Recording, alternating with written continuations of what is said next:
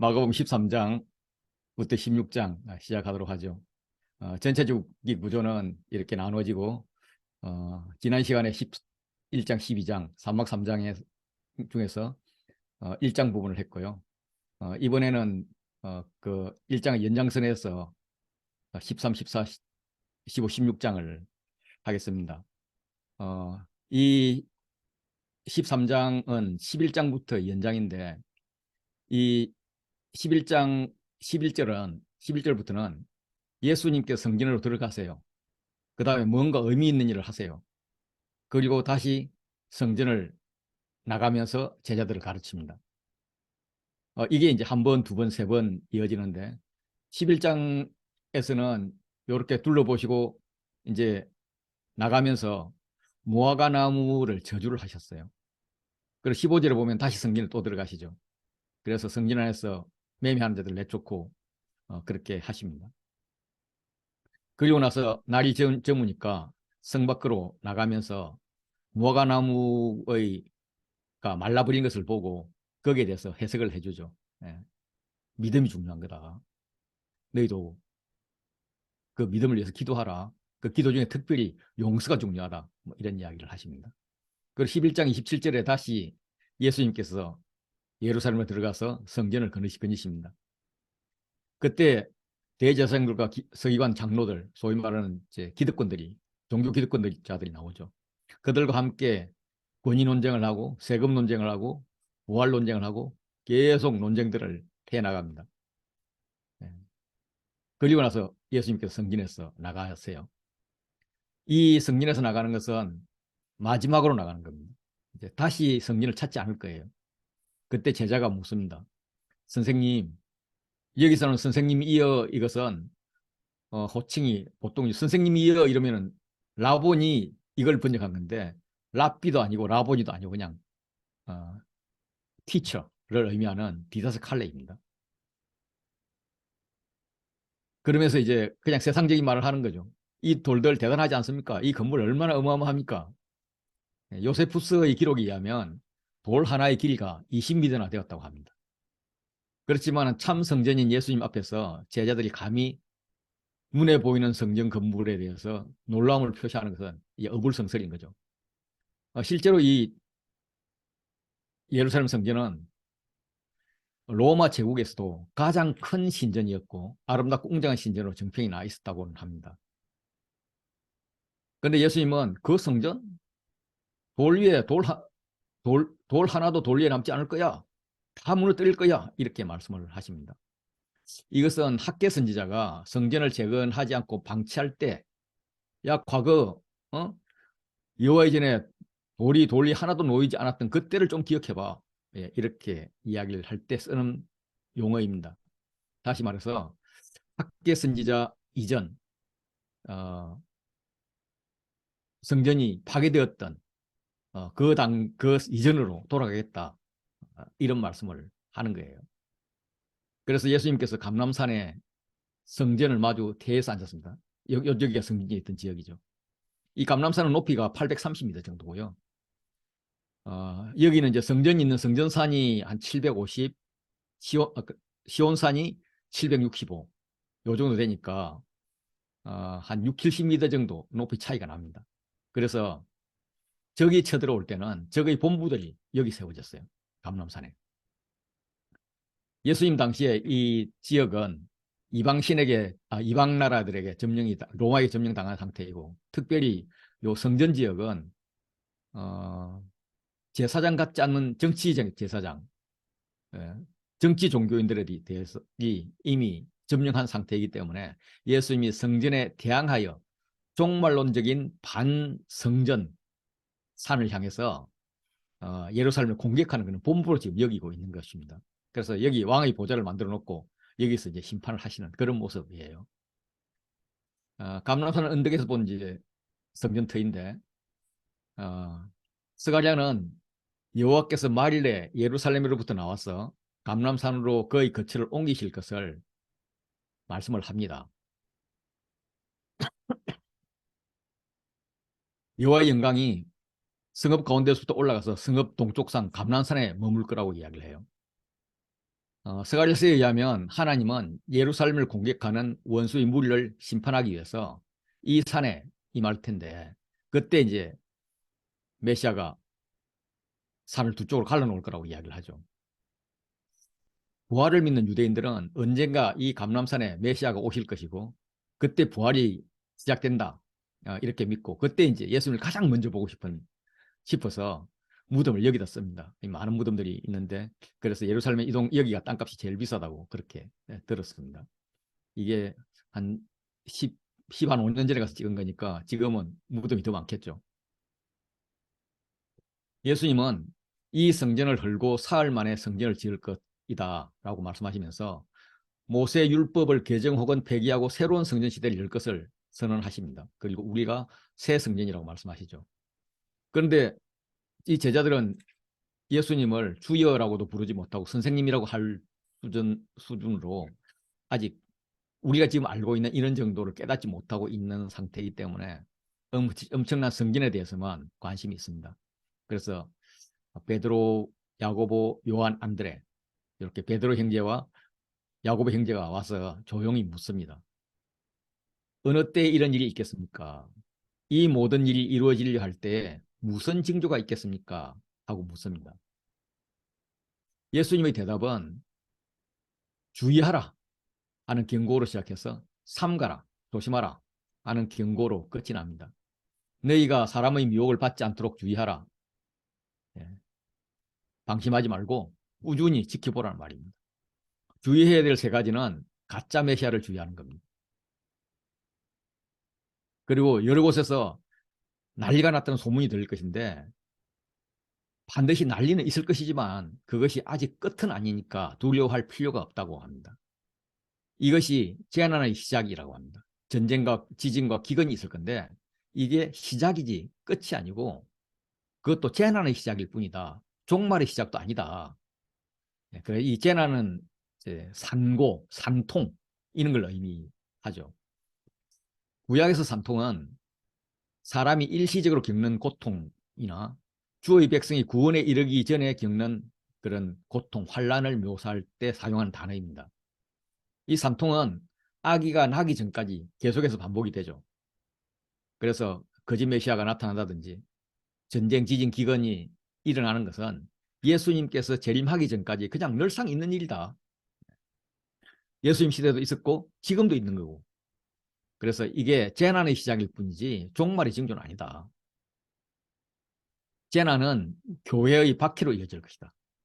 사람들이 너희를 공에 넘겨주겠고 너희는 회당장에서 매질당할 것이고 예수로 말미암아서 권력자들과 임금 앞에 서게 될 것이다. 이때 너희는 그들에게 증거가 되어야 된다.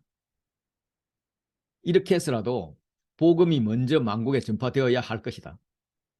이 교차대국 구조의 중심에 복음이 먼저 만국에 전파되어야 할 것이다. 그렇게 너희 관심은 저 성전이 어떻게 무너질까 뭐 이런 게 아니라 복음이 어떻게 만국에 전파될까 여기에 관심이 되어야 된다.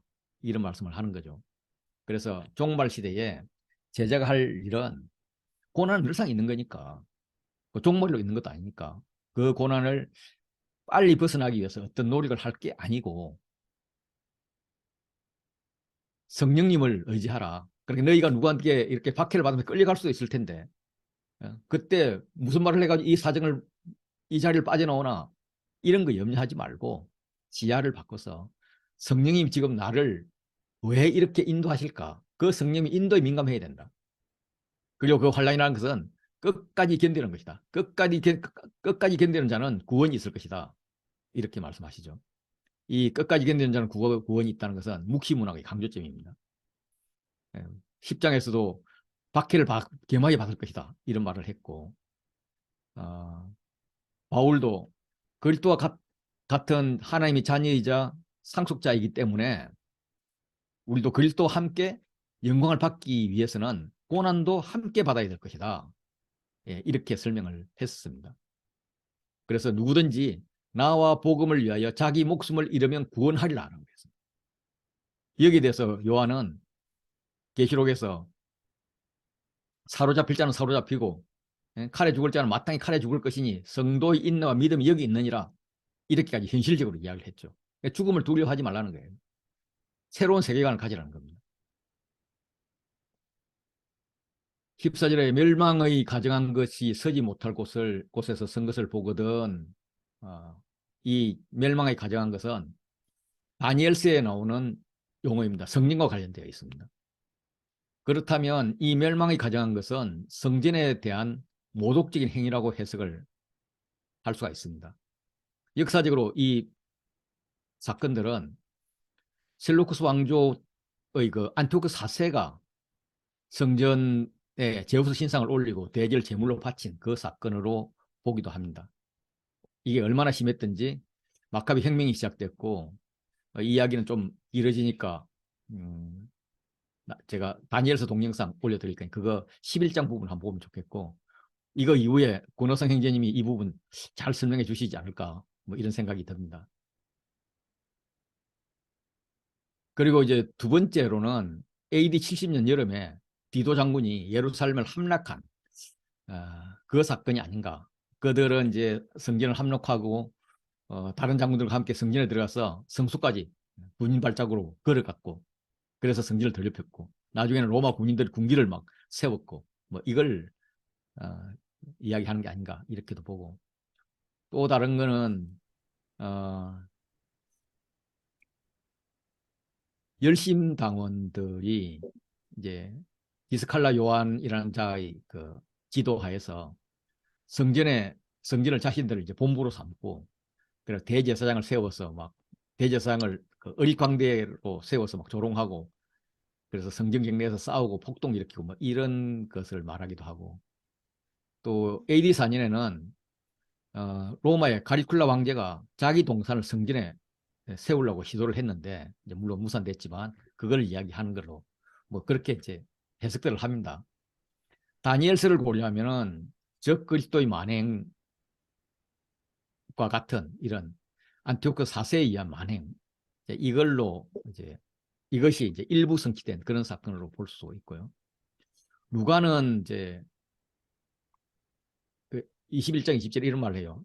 예루살렘이 군대에 보위된 것을 보거든 이렇게 이야기하면서 어, 멸망에 가진 것이 서지 못할 곳에 선 것을 보거든 이거 대신에 군대 이야기를 해요. 그렇다면은 디도 장군의 이야기가 되지 않을까. 그때 유대에 있는 자들은 산으로 도망하라라고 이야기를 합니다. 그래서 예루살렘이 원래 메시아 왕국이죠. 종말 때 피난처가 되는 곳입니다. 그런데 이곳이 피난처가 더 이상 되지 못한다. 산으로 도망가라. 이렇게 말씀하고 있는 거예요. 실제로 로마 이제 베스파니안이 이제 왕이 아니고 장군일 때 그 아들 양아들 그 디도 장군하고 같이 예루살렘을 포위했습니다. 먼저 이제 갈릴리를 포위했죠.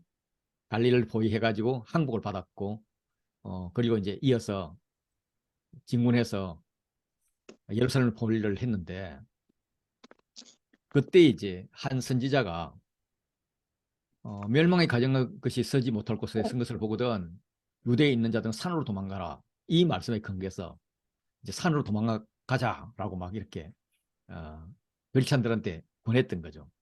유대인들은 이제 이걸 믿지 않으니까. 마침 그때 이제 로마에서 네로가 죽었습니다. 네로가 죽고 나서는 뭐 이렇게 장군들이 서로 왕들하고 막 싸움이 심했었어요. 한 달 만에 죽은 왕도 있고 뭐 이렇게 됩니다.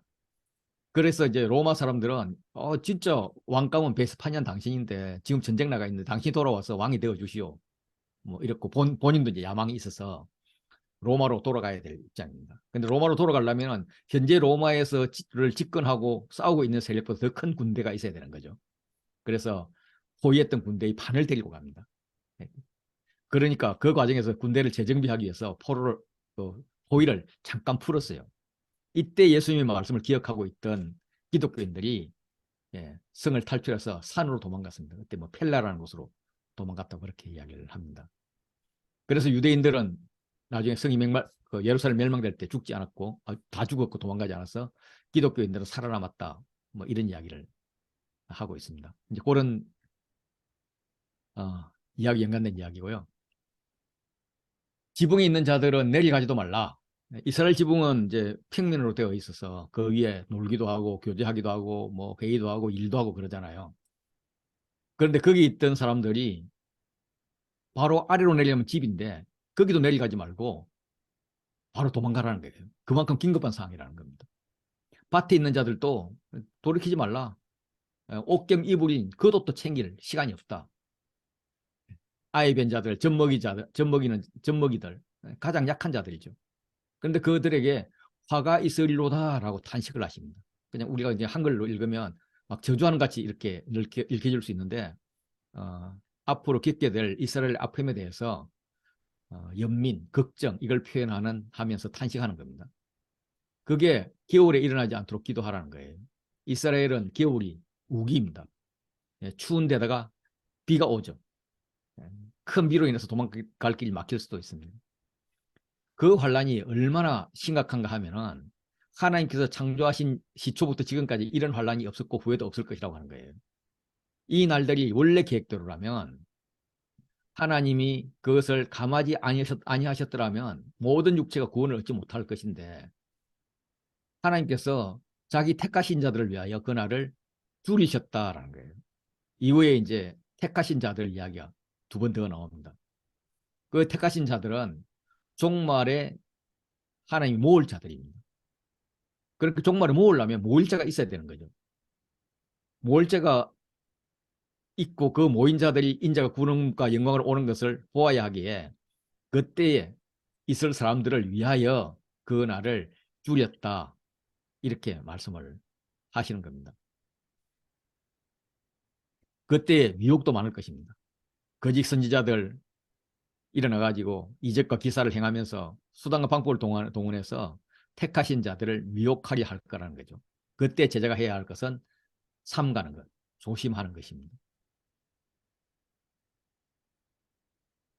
그때에 그 환란 후에 해가 어두워지며 달이 빛을 내지 아니합니다.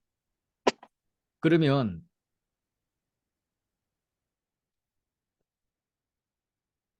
이 해가 어두워지고 빛을 내지 않는 이런 것은 초자연적인 현상입니다. 그래서 이 초자연적인 현상을 성전의 파괴로 볼 것인가 재림으로 볼 것인가 여기에 대해서는 학자들이 논란이 많이 있습니다. 이거는 뭐 영원히 해결되지 않을 거라고 생각합니다. 이게 성전 파괴로 볼 수 있는 것은 재림으로 이해할 경우에 이 세대가 지나가기 전에 이 일이 다 일어날 것이다. 이렇게 이야기를 하는 거예요. 그래서 이게 성전 파괴가 아니고 종말이라면 그 제자들의 세대가 지나가고 지금 우리 세대가 왔는데도 아직 일어나지 않았잖아요. 그렇게 말이 안 돼 모순되기 때문에 이거는 성전 파괴다. 그리고 이제 해가 어두워지고 달이 빛을 내지 않고 막 이런 막 별들이 하늘에 떨어지고 하늘에 있는 권능들이 막 흔들리고 이런 거는 이사야서에 나오는 것을 반영한 거예요. 그 이사야서에 나오는 그 내용은 어떤 거냐면 바벨론이나 에돔 같은 이 이방 나라들이 너를 심판할 때 묘사한 글입니다. 그러니까 이방 제국의 몰락에도 이렇게 엄청난 우주 전체의 변화를 말하는 그런 언어가 사용되었다면 유대인들로 봐서는 성전 파괴는 그거보다 몇백 배 더 강한 그런 환란인데 충분히 해가 어두워지고 달이 빛을 내지 않는 뭐 이런 단어를 사용할 수 있을 것이다. 이렇게 보는 거예요. 그때 인자가 구름을 타고 오는 것도 이것도 이제 그냥 문자적으로 읽으면 종말인데 이게 이제 다니엘서 7장 13절 14절을 기초로 하고 있단 말이에요. 다니엘 13, 14절은 왕위를 등극합니다. 왕위로 이제 예수님이 등극하는 건데 예수님이 땅으로 오는 것이 아니라 권위와 영광을 받기 위해서 하나님께로 가는 거예요. 그래서 이거 역시도 은유적으로 보면 성전 파괴가 되고 기득권의 그런 종교가 무너지고 참 성전의 시대가 시작되는 예수님이 왕의 등극으로 볼 수가 있다는 거예요. 그리고 이 그 때에 이거는 재림의 전문 용어인데 지금 이제 24절을 비롯해서 뭐 17절, 19절, 20절 다 영어 성경에 보면 도주 돼 있어. 하루가 아니라 복수예요, 복수. 복수니까 더 데이가 아니라는 거예요. 재림이 아니라는 겁니다. 그래서 성전 파괴다 이렇게 보는 안이 있고요. 두 번째는 용어들이 다 성전 파괴에 대한 용어, 성전 파괴의 용어가 아니라 종말에 대한 용어잖아. 그리고 32절에 보면 그날과 그 때는 that day 이렇게 단수로 되어 있습니다. 재림에 관한 이야기를 하잖아. 이런 거예요. 종말에 대한 용어를 쓰고 that day가 나오고 그럼 이거는 재림의 이야기지. 그러면서 이제 이걸 재림시의 천체현상, 재림의 결과 요 사이에 재림 이야기를 하는 ABA 구조로 이렇게 보는 거예요. 그래서 이것을 어느 거로 볼 거냐? 예, 둘 다로 보자라는 거예요. 그래서 시각을 우리가 먼 산을 본다면 시각을 좀 앞으로 내리면은 가까운 산이 보이고 조금 올리면은 더 먼 산이 보이는데 이걸 평면으로 보면은 똑같을 수가 있다. 이제 그런 이제 기법들을 이야기하는 거죠. 28절부터는 비유와 비유 사이에 시기와 시기가 나오고 천지는 없어지겠으나 내 말은 없어지지 않을 거다 하면서 주의 말씀이 영원한 것을 이야기합니다. 그러면서 이제 무화과 나무의 비유를 배우라라고 해요. 예수님께서 성전으로 들어오실 때 저주해가지고 우리가 말하겠던 그 무화과 나무를 이제 기억하게 하면서 제자들의 생각을 집중시킵니다. 도대체 비유에서 뭘 배워야 되나? 제자들이 질문한 것은 언제 성전이 돌 위에 돌 하나도 남지 않을 그런 때가 올 것인지 좀 더 직설적으로 말하면 예수님께서 성전을 파괴하고 예루살렘을 파괴하고 그래서 이스라엘 왕이 되어서 자신들이 장관 자리를 하나씩 차지할 때가 언제인지 묻는 것입니다. 제자들이 살고 있는 팔레스타인 지역은 봄이 짧습니다. 무화과 나무 잎은 봄에 나게 되는데 여름이 되면 무성해지죠. 그런데 그 무성해진 무화과 나무 하나가 예수님의 저주를 받아서 이튿날 말라 죽어버렸습니다. 이걸 보여주면서 무화과 나무 비유를 이야기하는 거죠. 나무 가지가 연하여지고 잎사귀를 내면 여름이 가까운 줄 알지 않겠냐. 이와 같이 너희가 이런 일들을 앞에서 이제 이야기했던 상황들이 보이거든. 인자가 가까이 와서 곧 문 앞에 이런 줄 알아라. 그 날이 언제인가, 종말이 언제일까 이런 걸 계산하는 게 아니라 가까이 온 모양이구나. 이런 걸 깨우치라는 거예요. 그 날과 그때는 아무도 모른다. 하늘에 있는 천사들이 모르는 것도 물론이고 심지어 아들인 예수님도 모르고 하나님 아버지만 아신다라고 이야기하는 겁니다. 예. 그런데 그 날을 보다 더 중요한 게 뭐냐면 천지는 없어지겠으나 인간의 생각으로 천지가 없어진다는 거 없어질 리가 없죠. 말이 안 되죠. 그러나 천지가 없어지더라도 그런 엄청난 일이 일어나더라도 내 말, 예수의 말씀은 영원할 것이다. 이게 중요한 거야. 내 말씀이 중요한 거야. 이렇게 이야기합니다. 무화과나무에 대꾸되어서 출타한 집 주인 비유를 들면서 깨어 있으라 명령을 3번 반복합니다. 그리고 이제 비유에 나오는 깨어 있으라까지 합하면 4번 반복이 되는 거죠. 잠시라도 멈춤 없이 항상 깨어 있어야만 한다. 이걸 강조하고 있습니다. 누가 대신해서 해줄 수도 없는 일이고 내가 능동적으로 해야 될 것이 깨어 있는 거예요. 깨어 있어야 할 이유는 어느 때 올지 알지 못하기 때문입니다. 그래서 깨어 있는 것은 알게 될 것이고 곧 아는 것이라고 볼 수가 있습니다. 겟세마네 동산에 가면 예수님이 제자들에게 3번 깨어 있으라고 부탁을 합니다. 그때 제자들은 깨어 있지 못하고 잠이 들었습니다. 그래서 이 깨어 있으라 이 3번 명령은 지금도 명령하고 있고 앞으로 겟세마네 동산에서도 명령할 텐데 제자들이 이 부탁을 들어주지를 못하고 있는 거예요. 그러면 이것을 읽는 독자, 특히 원독자 시대에 너희들은 어떻게 할 거냐? 오늘날 우리에게도 묻는 거죠. 왜냐하면 이 비유에서 집주인이 언제 올지, 혹 저물 때 올지, 밤중에 올지, 딱 울 때일지, 새벽일지, 요거는 이제 하루 밤을 4등분 했을 때 그 시간들을 이야기하는 거예요. 1경이 올지, 2경이 올지, 3경이 올지, 4경이 올지 모르기 때문이라는 거예요. 치안이 별로 좋지 않던 당시에 낮에 여행하는 것은 당연한 것이고 밤에 여행하는 것은 상식이 아니라 비상식적이었습니다. 특히 나그네도 아니고 주인이 밤에 집에 온다는 것은 생각할 수 없는 그런 상황이었어요. 그런데 집주인이 밤에 올 것으로 묘사하고 있습니다. 재림이 그만큼 예측할 수 없는 그런 시간에 올 거라, 이런 이야기예요. 누가복음에서 보면 주인이 혼인집에서 돌아와서 문을 두드리는 상황이 나옵니다. 그래서 그때 종들이 나와서 반갑게 맞이하면 종이 주인의 발을 씻는 게 아니라 주인이 종의 발을 씻어줍니다. 주인을 맞이하는 종은 생각할 수 없는 복을 받는 것입니다. 깨어있는 자들인 거죠.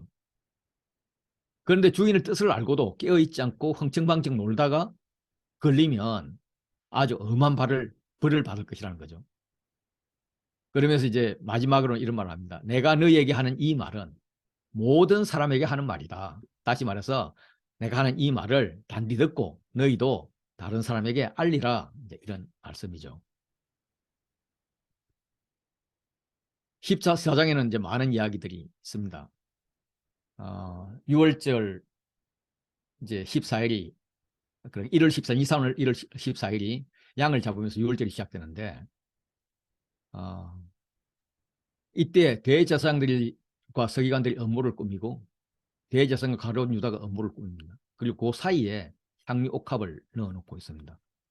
기득권이나 제자와 얼마나 다른가를 대조하고 있는 거죠.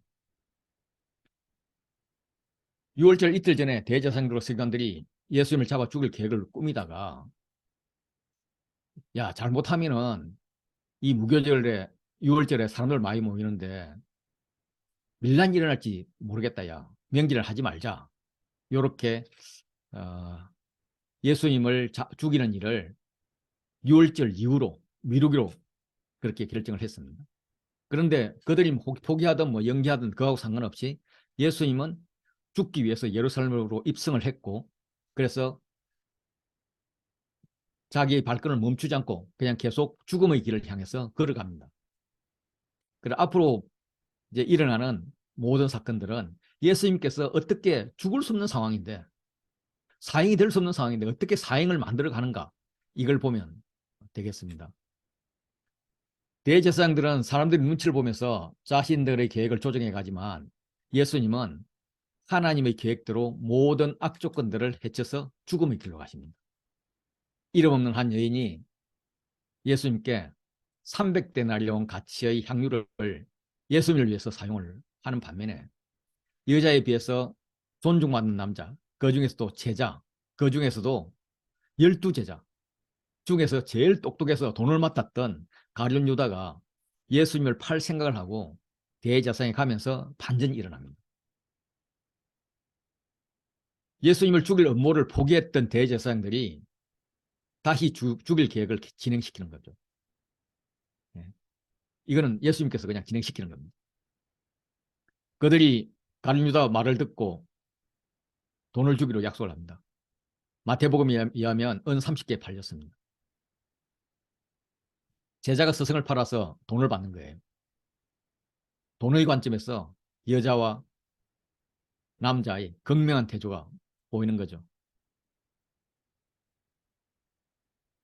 제자 중에서 돈을 관리했던 청지기 중에 청지기야 했던 가룟 유다는 예수님을 이용해서 돈을 벌고 있고, 여인은 옥합을 깨뜨려서 예수님 왕위 등극식을 시행하고 있습니다.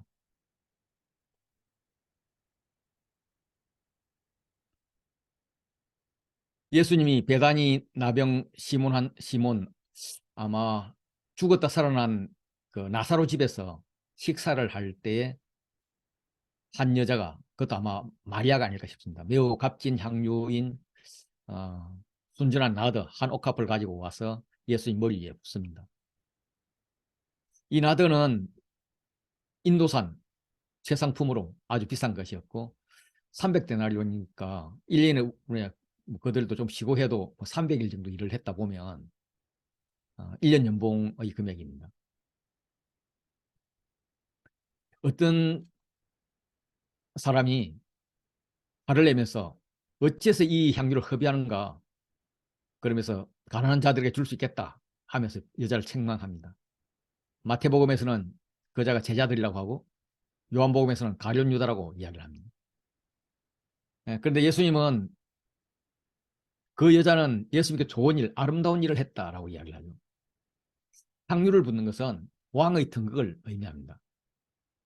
열왕기에서 예후가 왕으로 세워질 때 보면 왕 머리에 향유를 붓고 무리들이 급히 옷을 가져다가 예후 밑에 깔고 나팔을 불면서 예후는 왕이다 이렇게 선언을 합니다. 예수님은 이 앞에 종려주일 때에 먼저 발 아래 옷을 깔아서 호산나 하고 외치고 이제 왕을 선포하고 왔습니다. 그리고 이제 향유로 기름 붓는 것이에요. 예수님께서 고난받고 십자가에 죽는 메시아인 것은 여러 번 선언을 했습니다. 세상과 그 세상 사람이 생각하는 것과 전혀 다른 방식으로 왕이 되겠다는 것이죠. 그래서 기름 부음도 프레이드 전에 기름 부고 나서 프레이드를 하는 게 아니라 프레이드를 하고 나서 기름 부음을 합니다. 선지자가 기름 붓는 게 아니라, 왕이 기름 붓는 게 아니라 여자에 의해서 기름 부음을 받습니다. 이후에 온천하 어디든지 복음이 전파되는 곳은 이 여자가 행한 일도 말해서 그를 기억하라 라고 말하죠.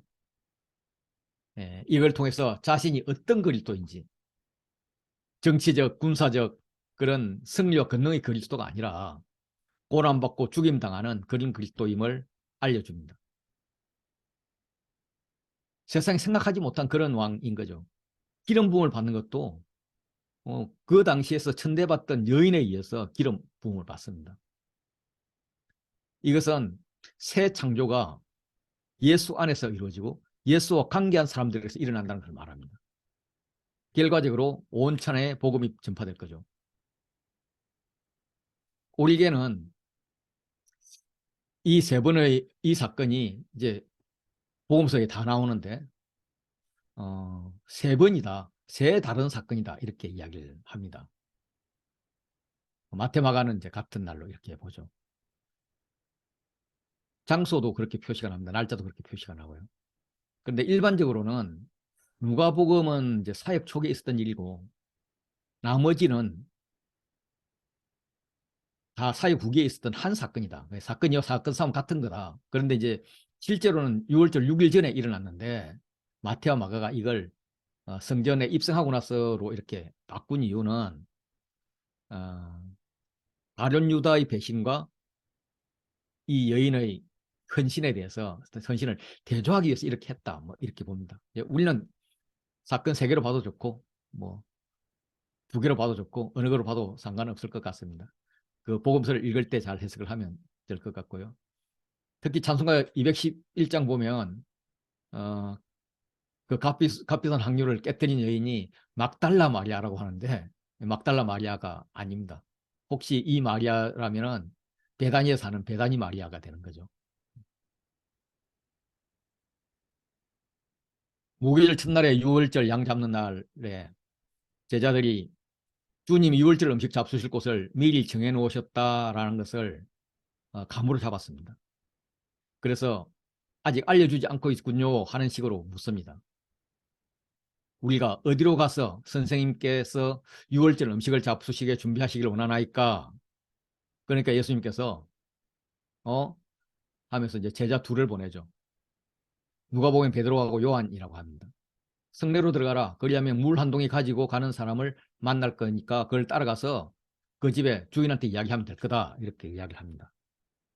당시에 이스라엘에는 물동이는 주로 이제 여자들이 이렇게 이런 거고 남자들은 가죽 부대를 메고 다녔습니다. 그래서 물동이를 가진 남자는 눈에 쉽게 들어왔죠. 그래서 남자가 물동이를 맨 것은 제자를 만나기 위한 표시 암호로 볼 수가 있습니다. 물론 예수님의 신적 능력으로 그렇게 보는 사람도 있습니다. 양용희 교수님은 물 한 동이를 가지고 가는 사람을 만났다 이 표현을 정확히 번역하면 물동이를 맨 사람이 제자들을 기다려 만났다 이렇게 해석이 된다고 이야기합니다. 이걸 보면 이제 암호라는 게 맞는 이야기죠. 예수님이 예언대로 물동이를 가지고 가는 사람을 만났고 주인에게 갔더니 주인이 이제 다락방을 준비하고 있었습니다. 네, 이걸 시작으로 해서 십자가에 돌아가기 전날 목요일에 행보가 시작되죠. 양도 잡고 유월절 만찬도 하고 뭐 이래야 되는데 양을 잡지는 않습니다. 날이 저무니까 성찬식을 베푸는데 유월절 음식을 준비하고 이제 저녁이 되어서 식사를 합니다. 양은 없고 빵과 포도주만의 식사를 하는데 왜냐하면 유월절 양으로는 예수님이 몸소 십자가에 죽으실 것이기 때문에 그런 것 같습니다. 예수님 느닷없이 폭탄선언을 하세요. 너희 중 한 사람 곧 나와 함께 먹는 자가 나를 팔리라. 예, 이거는 시편 41편 9절에 내 떡을 나눠 먹던 나의 가까운 친구도 나를 대적하여 그의 발꿈치를 들었다. 이 말씀을 이제 성취하는 것입니다. 제자들이 걱정되죠. 하나씩 하나씩 나가서 주님, 나는 아니지요. 라고 묻고 있습니다. 예수님의 관심은 십자가 죽음을 통해서 어린 양 구원을 말씀하시고 있는데 제자들은 저 배신 안 하거든요. 그래서 장관 자리는 여전히 유효합니다. 그렇게 나를 의심하지 마세요. 이런 식입니다. 저는 이런 상상을 해봤어요. 너희 중에 있어. 나와 함께 그래서 손는 자가 자야. 예. 마태복음에 의하면 가룟 유다가 물었을 때 랍비여 나는 아니지요 하니까 내가 말하였도다. 너 맞아. 이렇게 이야기를 하고요. 요한복음은 떡 한 조각 적셔 주는 자가 나를 파는 자다 하면서 가룟 유다에 갖다 줬다는 거예요. 그런데 이렇게 표현하는 행동을 했다면 겟세마네 동산에서 예수님을 잡으러 온 자의 귀를 이렇게 잘라버리는 베드로도 있었고 우레의 아들 뭐 뒤에는 굉장히 온유했지만 성질 급했던 요한도 있었고 야고보도 있었고 열심당 시몬도 있었는데 유다가 배신자라는 걸 알면 가만 내버려 두지 않았을 거예요. 그런데 그들은 열심히 유월절 만찬을 먹고 있었던 거죠. 가룟 유다가 다른 제자들이 눈치채지 못하도록 기막힌 연극을 하고 있었던 건가? 아니면 예수님께서 제 생각입니다. 모든 제자들에게 떡을 떼어주면서 말씀하시는 거죠. 나를 팔자는 너야. 너가 될 수 있어. 지금도 너는 나를 팔아서 장관되고 싶어 하잖아. 나는 나에게 대하여 성경에 기록된 대로 십자가 죽음을 지나서 부활 승천하겠지만은 나를 파는 그 사람에게는 화가 있을 거야. 그 사람은 차라리 나지 알았더라면 자기에게 더 좋을 뻔했어. 너는 나를 파는 자가 아니었으면 좋겠다. 이러면서 모든 사람들에게 다 이야기하지 않았을까? 이런 생각을 합니다. 너는 나를 파는 자가 아니었으면 좋겠다.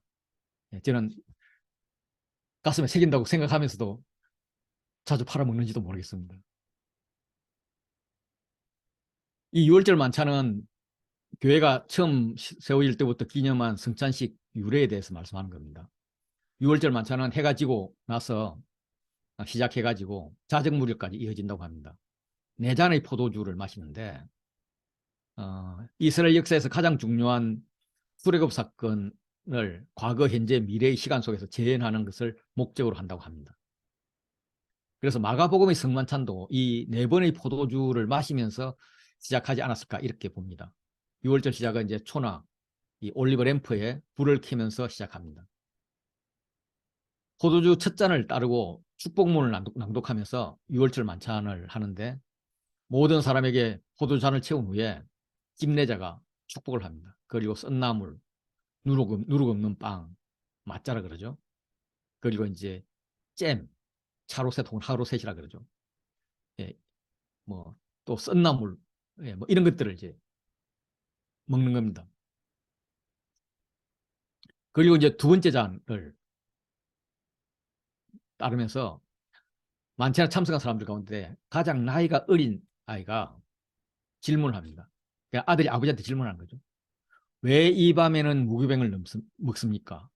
왜 이 밤에는 썬나물을 먹습니까? 왜 우리는 썬나물을 소금물에 2번 찍어 먹습니까? 왜 우리는 비스듬히 누워서 먹습니까? 이런 4가지 질문을 한다고 합니다. 이거는 이제 출애굽 역사에서 자녀를 가르치라는 명령이 출애굽기에 3번, 신명기 1번, 4번이 나오기 때문에 4번 반복한다고 합니다. 또 관행적으로 6월절에는 출애굽 6장 6절 7절에 사중축복이라 그러는데, 내가 애굽 사람이 무거운 짐 밑에서 너희를 빼내며 그들의 노예에서 너희를 건지며 편팔과 여러 큰 심판으로서 너희를 속량하여 너희를 내 백성으로 삼고 나는 너희 하나님이 되리라 하는 이 사중축복을 가르치기 위해서 한다는 거죠.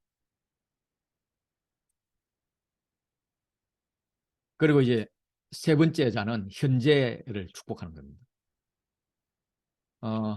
무교병을 먹기 위해서 축복문이 낭송되는데, 예수님은 무교병을 자신의 몸에 비유했습니다. 그래서 22절 보면 그들이 먹을 때에 예수께서 떡을 가지사 축복하시고 떼어 제자들에게 주시며 이르시되 받으라, 이것은 내 몸이라, 이렇게 하십니다.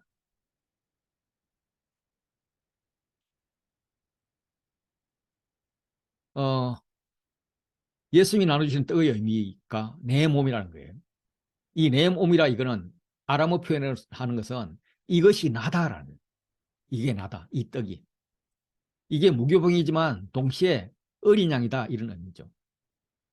그리고 이때 나오는 가지사 축복하시고 떼어 주시는 것은 우리가 5병이나 7병이었대 봤던 단어들입니다. 식사를 마치고 3번째 잔을 들면서 예수님께서 자신이 곧 십자가에 흘리실 피와 포도주를 이렇게 연결합니다. 이것은 많은 사람을 위하여 흘리는 나의 피, 곧 언약의 피다. 나의 피는 자기의 영혼을 버리는 메시아를 예언합니다. 이사야서 53장을 반영하고 있죠.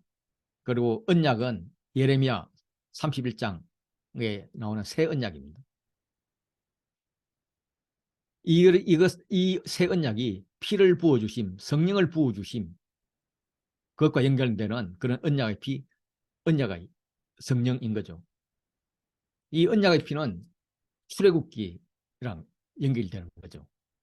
그래서 6월절 양의 피와 희생제물의 피를 필요로 하는 그것과 같은 의미의 새 언약도 많은 사람을 위해서 흘리는 예수의 피를 필요로 한다라는 겁니다.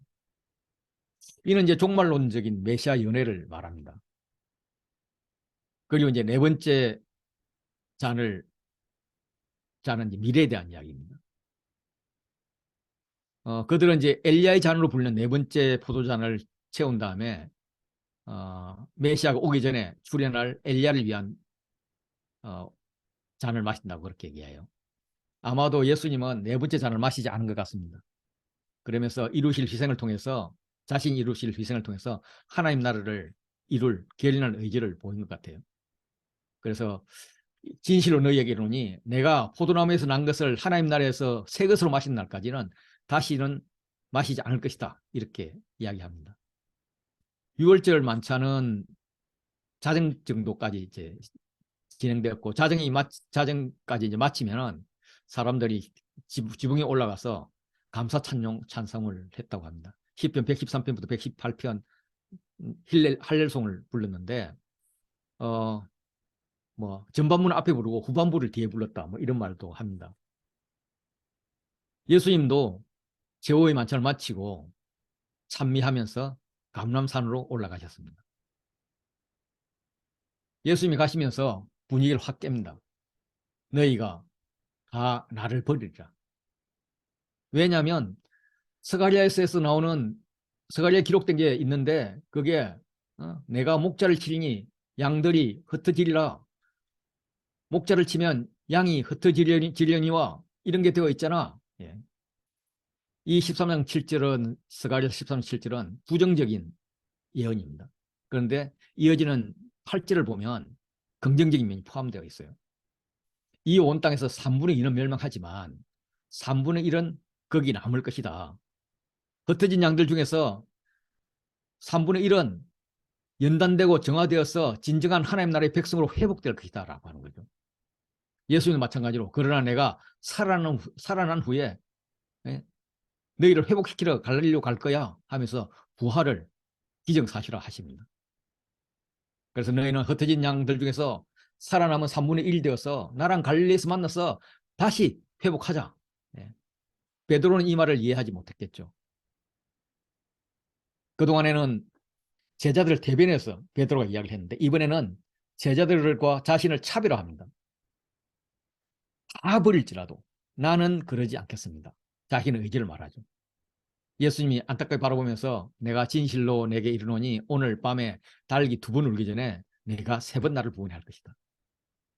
베드로가 힘있게 말한 건 과도하게 지나치게 한다는 의미입니다. 자신의 중심을 몰라주는 예수님께 항의라도 하듯이 심하게 어필하는 거예요. 다른 제자들도 베드로에게 질세라 충성 의지를 보입니다. 내가 주와 함께 죽을지언정 주를 부인하지는 않겠습니다. 예수님과 제자들은 평소에 자주 가던 겟세마네 동산으로 갔습니다. 다른 제자들은 동산에 머물게 하고 베드로와 야고보와 요한만 데리고 기도하러 갔습니다. 가면서 심히 놀라시며 슬퍼하세요. 좀 쉬운 말로는 매우 스트레스 받아서 괴로워했다는 겁니다. 내 마음이 너무 고민돼서 죽을 지경이다. 인간적인 고뇌와 고통을 말합니다. 너희는 여기에 머물러 나와 함께 있어서 깨어 있으라 이렇게 부탁하십니다. 깨어 있으라를 3번 이야기하죠. 예수님은 좀 나가서 땅에 엎드려 기도를 하십니다. 아버지는 모든 것이 가능한 분 아니십니까? 아버지에 대한 신뢰의 고백이죠. 그 신뢰를 바탕으로 나의 원대로 하나님을 바꾸는 게 아니라 아버지의 원대로 나를 바꿔주십시오. 이런 기도를 합니다. 기도 후에 제자들이 돌아오면 제자들은 자고 있습니다. 3번째 왔을 때는 더 이상 기도 부탁을 하지 않습니다. 이제는 자고 쉬라. 그만 되었다. 때가 왔도다. 아직도 자고 있느냐 이런 의문으로도 볼 수 있고 아니면 이제 끝이 났다 이런 말로도 볼 수 있습니다. 어쨌든 십자가의 죽으심에 대한 예수님의 기도 거기에 대해서 예수님은 피땀을 흘리면서 기도하지만 제자들은 영적으로 둔감해서 자고 있습니다. 앞으로 십자가 앞에서 그들이 어떤 태도를 보일지를 지금 보여주는 거죠. 예수님은 제자들에 가서 깨어 있으라고 애걸 합니다. 그렇지만 그들은 여전히 자고 피땀을 흘리면서 기도하지만 하나님은 전혀 반응이 없습니다. 세상의 관점에서는 철저히 실패한 그런 기도인 것이죠. 그러나 히브리서 저자는 겟세마네 기도를 완전한 성공이라고 평가를 합니다. 그는 심한 통곡과 눈물과 간과 소원을 올려드렸고 아들임에도 불구하고 고난으로 순종을 받습니다. 그 결과 온전하게 되셨습니다. 그 온전함으로 영원한 구원의 근원이 되었다는 거죠. 아론 계통의 제사장이 아니라 멜기 세덱의 반차를 따르는 그런 새로운 계보의 대제사장이 되었다는 겁니다. 하나님 기도 응답은 적시 응답도 있지만 거절과 지연과 대체 응답이 있다는 걸 우리가 알고 있습니다. 예수님이 간절한 기도에 대해서 하나님이 거절로 응답하신 것 같습니다. 아무 말씀이 없었던 것은 차마 거절한다고 말씀을 못하고 예수님의 눈을 피해서 따로 울고 계시지 않았을까 그런 상상을 해봅니다. 예수 외형적으로는 3번이나 완전히 실패한 그런 기도였지만 하나님 뜻이 이루어진 완전히 성공한 기도인 거죠. 그 결과가 부활로 나타납니다. 부활 역시도 기도 응답이었다고 본다면 기도 응답은 거절이 아니라 지연이었습니다. 더 좋은 것을 주기 위해서 더 완전하게 성숙하기 위해서 응답을 지연시킨 것이었죠. 그래서 이걸 통해서 영원한 구원이 시작됩니다. 주님이 힘차게 말합니다. 일어나 함께 가자. 보라 나를 파는 자가 가까이 왔느니라. 십자가 지러 가자는 거예요. 보라 너희도 십자가를 질 수 있는 기회가 왔다. 가룟 유다가 대제사장들과 함께 서기관들, 장로들이 보낸 그 군사들을 안내해서 예수님을 잡으러 왔습니다. 사내들인 공회로부터 정식 인준을 받은 그런 군사들입니다. 요한복음은 로마 병사도 함께 왔다고 그렇게 진술을 합니다. 아마도 일을 벌이다가 무슨 다른 일이 있을지 모르니까 택폭동을 대비하러 온 것 같습니다. 유다란 이름조차도 이제는 부르지 않습니다. 그를 예수를 파는 자라고 부릅니다. 그는 이미 군사들과 암호를 만들기 위해서 내가 입맞추는 자가 예수다. 그를 잡아서 단단히 끌어가라. 이렇게 말을 해두었습니다. 그래 이 구조가 보면 금이 나오고 금이 나오고 입을 맞추는 것, 입을 맞추는 게 나오고 그 사이에 그를 잡아 단단히 끌고 가라 하는 게 이제 핵심 메시지가 되는데 요 입을 맞추는 자 원어를 보면 요 뒷자리는 비슷하잖아요. 앞에 요게 붙습니다. 단적으로 말해서 간단하게 말하면 44절에 나오는 이 입을 맞추는 것은 물론 이제 예수님께 경의를 표현하는 사랑의 표시지만 짧은 뽀뽀이고요. 이것은 아주 긴 뽀뽀입니다. 더 큰 사랑과 환영을 의미하는 더 오랜 더 장시간 하는 입맞춤이라는 거죠. 그런데 지금 가룟 유다는 예수가 누구인지 알려주기 위해서 이런 파렴치한 이런 사랑의 극진한 행동을 파렴치한 술수로 지금 사용하고 있다는 겁니다. 그러면서 혹시나 잘못되었을까 봐 예수님이 도망가기라도 할까 봐 단단히 끌어가라 하는 것을 전체의 핵심 메시지로 넣고 있습니다. 그들이 예수께 손을 대어서 잡으려 할 때에 곁에 있던 자 중에 한 사람이 칼을 빼어서 대제사장 총회의 길을 떨어뜨립니다. 요한은 베드로가 말고의 길을 잘랐다고 그렇게 표현을 합니다. 말고는 그의 왕이라는 의미입니다. 그래서 귀족 집안일 출신 가능성이 높습니다. 대제사장의 종은 우리가 생각하는 그런 종이 아니라 대제사장의 수석 보좌관이라는 의미입니다. 굉장히 높은 자리인 거죠.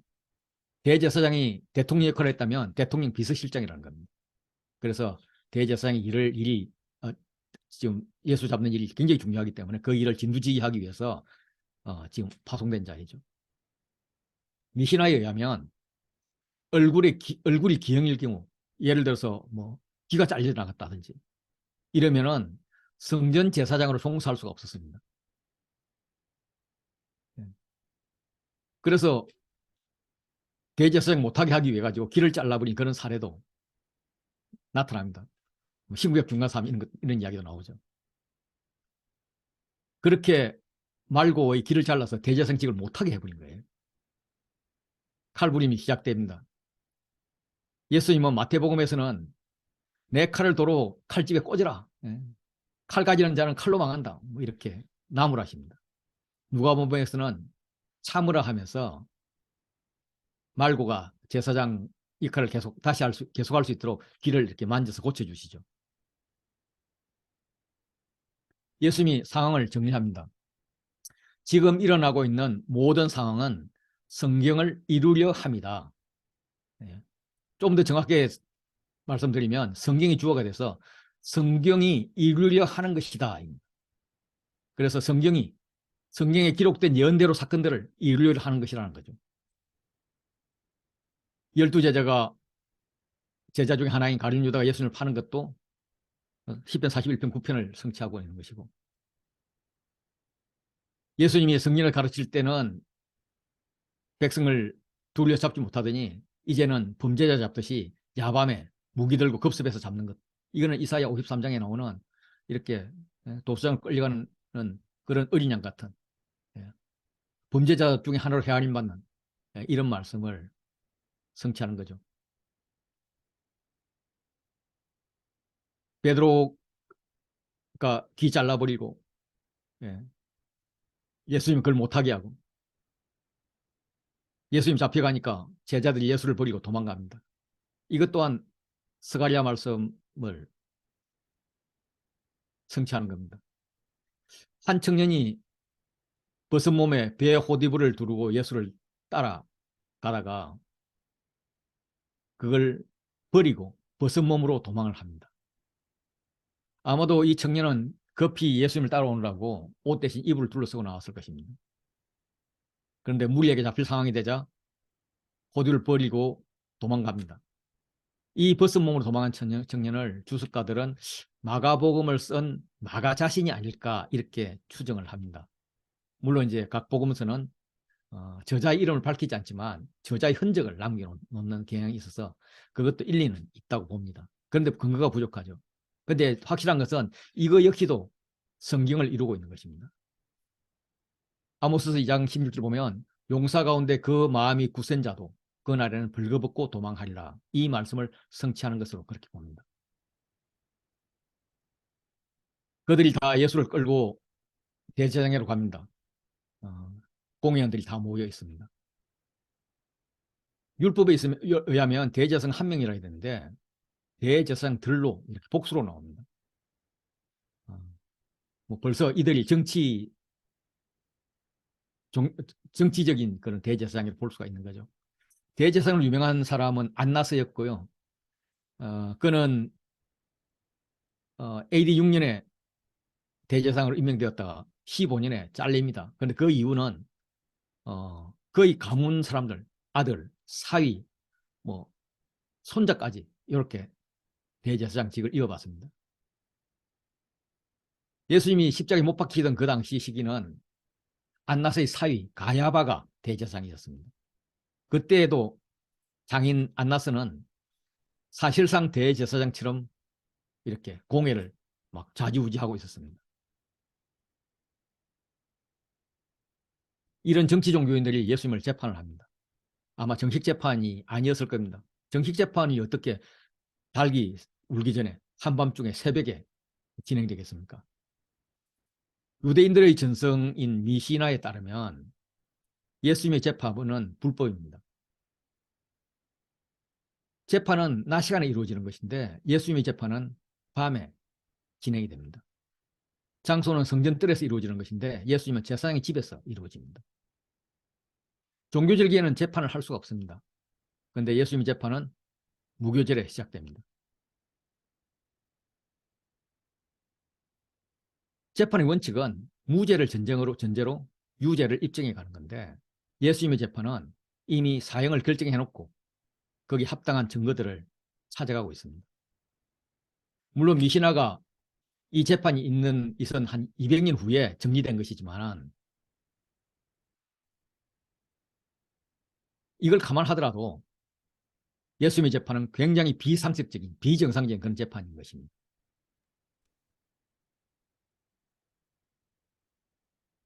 사내들인 공회는 대제사장하고 70명의 공회원으로 구성되어 있는데 간단한 재판은 3명이 판결을 내렸고 사형을 내릴 수 있는 재판은 최소 23명이 출석했다고 합니다. 많은 사람들이 모여서 재판을 하죠. 예루살렘 죽이려고 증거를 찾지만 얻지 못합니다. 증거들이 있는데 막 서로 어긋납니다. 대제사장이 묻습니다. 내가 찬송받을 이 하나님의 아들 그리스도냐 물으니까 내가 그니라. I am. 에고 에임이 내가 하나님이야. 라고 죽을 길을 택해갑니다. 이거 갖고 증거가 부족해? 내가 조금 더 보충 설명해 주지. 인자가 권능자의 우편에 앉은 것과 하늘 구름을 타고 오는 것을 너희가 보리라. 예. 이 의미는 너희가 나를 심판하는 것이 아니라 내가 하나님으로서 너희를 심판하고 있다는 것을 알게 될 거야 이 말이지만 그냥 문자적으로 보면 그야말로 대제사장 입장에서는 신성모독을 하는 거죠. 공회원들이 다 예수를 사형할 자로 정죄를 합니다. 어떤 사람은 침을 뱉고 얼굴 가리고 주먹으로 치고 뭐, 침을 뱉고 손바닥으로 치는 것, 뺨 때리는 거잖아요. 모욕을 주는 겁니다. 그의 얼굴을 가리고 주먹으로 치며 폭력을 하는 거죠. 그러면서 선지자 노릇하라라고 합니다. 무슨 말인가 하면은 얼굴을 이렇게 가려놓고 주먹으로 치면서 누가 때렸게, 뭐 내가 선지자면 알 거잖아, 뭐 이렇게 놀리는 겁니다. 죽어도 주와 함께 죽겠다 맹세했던 베드로는 예수님이 잡히는 그 순간, 잡혀주신 거죠. 잡혀주시는 그 순간 그 자리를 피해 도망갔었습니다. 도망가면서 나 너무 비겁해 이런 생각을 했는지 몰라요. 그래서 예수님을 멀찍이서 따라서 대제사장 집들 안까지 갔습니다. 여전히 눈치를 보면서 예수님은 죽음을 향해서 직진하고 있지만 그는 따뜻한 불을 향해서 갑니다. 따라가는 듯 하다가 따뜻한 곳으로 가는 거예요. 대제사장 여종 하나가 이야기합니다. 당신 나사렛 예수와 함께 있었던 사람이잖아. 예. 왜 여기 왔어? 예. 그들은 베드로의 말투를 가지고 갈릴리 사람이라는 걸 알고 있었습니다. 예. 너도 갈릴리 사람이니 참으로 그의 도당이라. 뭐 이렇게 알고 있다는 거예요. 마태복음 보면은 내 말소리가 너를 표명한다. 이렇게 말을 합니다. 베드로가 아니라고 갈릴리 나사렛 방언으로 강력히 부인하는 거죠. 마치 저에게 누군가가 야, 너 경상도 출신이지? 하고 콱 나무라고 있다면 응격결에 경상도 본토 발음으로 아이다 지금 니 무슨 말 하고 있노? 정신 소리 없는 소리 하지 그만해라. 뭐 이제 네가 무슨 소리 하는 거 모르겠다. 막 야, 뭐 재수 없는 소리 하지 말고 내가 어디로 봐서 경상도 사람이고 나는 서울 본토맨이다. 뭐 이렇게 이야기하는 것과 똑같습니다. 그리고 그 자리를 피해버리죠.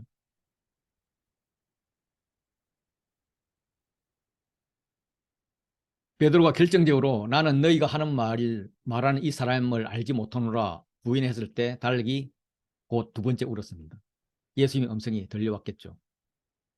달기 두 번 울기 전에 내가 세 번 나를 부인하리라. 이 충격이 얼마나 컸던지 전성에 의하면 베드로가 설교하려고 단에만 서면 어딘가 닭 우는 소리가 환청으로 들렸다고 합니다. 유럽에는 이렇게 닭 십자가를 한 교회가 많이 있습니다. 우리는 예수님이 베드로를 완벽하게 회복시켜 주었다는 사실을 알고 있습니다. 예수님은 자신의 부활 소식을 베드로에게 먼저 전하라고 말씀하십니다. 베드로를 여전히 제자의 대표로 인정하고 있습니다. 성경대로 사흘 만에 다시 살아나셨을 때 게바에게 보이신 것을 다른 사람들이 익히 알고 있다고 고린도전서에 말씀하고 있습니다. 그리고 우리가 요한복음 마지막 장에 보면 세 번 묻잖아요. 요한의 아들 시몬아, 너가 나를 사랑하느냐? 베드로가 차마 예 이런 말을 못하지만 괜찮아, 내 양을 먹여. 너는 내 양을 기르는 목자야. 나는 너를 고기 남는 어부가 아니라 사람 남는 어부로 그렇게 택했어. 고기를 낚아 죽이는 자가 아니라 사람을 낚아 살리는 어부야. 이렇게 사명을 회복시켜 줍니다. 이 산헤드린 재판이 끝이 났고 베드로가 세 번 부인한 것으로 이제 14장을 마치는데 15장에는 빌라도의 재판이 일어납니다. 요 ABA 구조에서 베드로의 부인이 강조가 되는데 하나님은 제자의 부인에도 불구하고 가실 길로 갑니다. 그런데 세상 사람들은 계속 예수님을 유죄로 이렇게 몰아가는 거죠. 예수님은 계속적으로 죽음을 향해서 자기 갈 길을 향해 갑니다. 왕의 길을 걷는 거죠. 그렇지만 베드로는 제자의 길을 가고자 하다가도 또 따뜻한 불을 쪼이러가고 부인하고 이렇게 갈팡질팡합니다. 예, 15장 보도록 하겠습니다. 새벽에 대제사장들이 즉시 장로들과 서기관들 곧 온 공회와 더불어 의논을 했다라고 말씀하십니다. 밤에 한 번 재판이 있었고 다시 새벽에 두 번째 재판이 있었다는 의미로 이제 문자적으로 그렇게 받아들일 수가 있습니다. 그런데 밤새 있었던 재판을 회고하면서 어떻게 해서 총독 빌라도에게 넘겨주었나 이걸 언급하고 있는 것이 아닌가 생각이 듭니다. 그들은 사형을 언도할 근한이 없었습니다. 그래서 로마 총독의 힘을 빌릴 수밖에 없었는데 평소 같으면은 빌라도가 예루살렘에 없었기 때문에 사형 집행이 불가능했습니다. 예루살렘은 유대의 수도이긴 했지만은 이방인들에게는 별로 좋은 도시가 못 되었습니다. 매일 제사 지내기 때문에 짐승은 피냄새, 뭐 태우는 냄새, 뭐 태운 연기 하늘 덮고 있고 뭐 이래서 유대를 관리하는 로마 총독 빌라도는 바이사라 빌립보에 거주하다가 사람들이 많이 모이는 절기가 되면은 예루살렘으로 와서 성경 한쪽 끝에 있는 그 안토니아 요새에 머물렀습니다. 종교 기독교인들은 새벽임에도 불구하고 서둘러서 예수를 결박해서 끌고 로마 총독 빌라도에게 찾아가서 재판을 요구하는데 예수님을 따르는 자들이 몰려오기 전에 후닥닥 처리해서 기선을 잡고자 하는 것 같습니다. 또한 6월절 무교절로 이어지는 이 8일간의 명절이 오기 전에 끝내야 하기 때문에 대제사장들 입장에서는 서두를 수밖에 없었습니다. 문제는 로마식 재판에서 십자가 처형을 받을 수 있느냐 하는 것입니다. 로마는 식민지 종교 문제에 대해서 간섭하지 않는 것을 원칙으로 했기 때문에 신성모독죄가 빌라도 앞에는 죄가 되지 않았습니다. 그래서 정치적 죄목을 만들어서 고발을 해야 됩니다. 누가복음에 의하면은 백성을 미혹한 죄, 선동죄, 가이사라에게 세금을 바치는 것을 금하는 죄, 뭐 왕이자 그리스도라고 그 사칭한 죄, 뭐 이런 것들을 죄를 들고 있습니다. 그런데 이제 그들이 반드시 십자가 사형을 받아내려면은 반란죄로 고발을 해야 됩니다. 빌라도는 명색이 우리가 볼 때는 띨띨하지만 명색이 로마 제국에서 파송한 총독인데 예수님을 딱 보면 반란죄가 될 수 없음을 알았을 것입니다. 그래서 한마디 합니다.